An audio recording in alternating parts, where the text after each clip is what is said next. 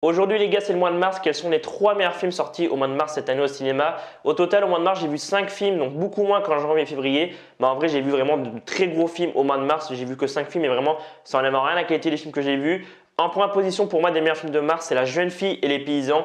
Un film qui est vraiment passé trop inaperçu, vraiment, il est trop sous-coté ce film.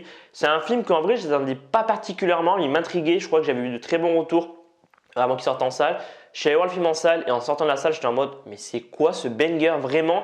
C'est la première fois que je voyais un film tourner de cette façon, en mode tableau qui prend vie. Le casting est incroyable, l'histoire est géniale et franchement, c'est un des plus beaux films que j'ai vu cette année. En seconde position, vous le savez, j'ai surkiffé ce film, je suis complètement amoureux de ce film, j'en ai beaucoup parlé en début d'année. C'est Vampire Humaniste, Cher suicidaire consentant, le film de Harry Louis XVI, un film québécois, donc comme Les Chambres Rouges qui est sorti au mois de janvier, que j'ai surkiffé. C'est le film que j'ai le plus vu en salle cette année. Je l'ai vu 3 fois en salle. J'ai ensuite une 4e fois sur ma canal. Pour l'instant, je l'ai vu que 4 fois cette année.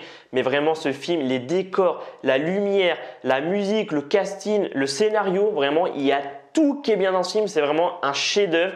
Et franchement, si vous ne l'avez pas vu, mais foncez parce que Harry Louis XVI, elle a fait vraiment un banger et c'est un des plus beaux films que j'ai vu. C'est clairement un de mes films préférés de cette année. Et enfin, en 3e position pour moi des meilleurs films sortis au mois de mars au cinéma, c'est Immaculé, le film avec Sydney Sweeney. Vous le savez, je suis très friand des films d'horreur, j'attendais beaucoup ce film et je sais plus si La Malédiction était sortie avant ou après, mais je crois que j'avais été un peu déçu justement par Immaculé parce que je crois que La Malédiction était sortie juste avant et c'était vraiment le même scénario.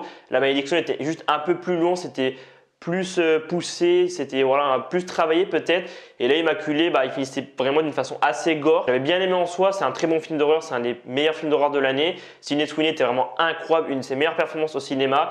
Et puis voilà, en tant que film d'horreur, c'était quand même assez sympa à voir. N'hésite pas à me dire en commentaire quels sont pour toi les 3 meilleurs films que tu as vus au mois de mars au cinéma. Et moi les gars, je vous dis à demain pour le mois d'avril.